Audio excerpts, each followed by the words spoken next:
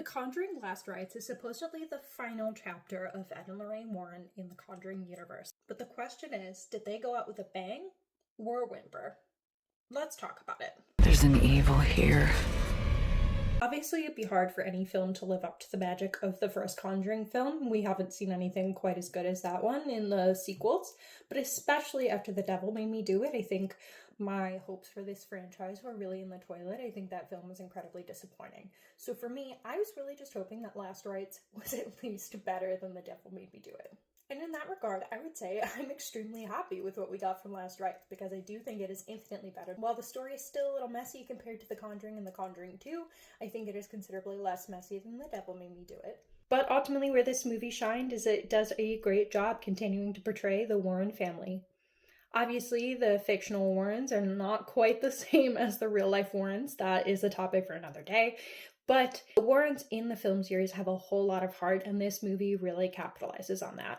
I think the addition of Judy to this film was really heartwarming, and I thought the actress did a really great job. Stylistically, I did like the movie, especially in the first half or so. I thought there were some fun shots. I liked the texture of the film and the coloring of the film. It really reminded me of The Conjuring, the first movie. However, where I think this movie gets really messy is in its possession narrative. I don't think that they explore what is actually causing the possession well enough. I think we're kind of missing this mystery element that we have in the other movies. And what mystery there is to be solved here is really lackluster. I think we would have benefited from some more scares, and I think we would have benefited from the haunted story wrapping up much differently. I actually think that wrap up of the haunted story is really lackluster, kind of lame and silly, frankly.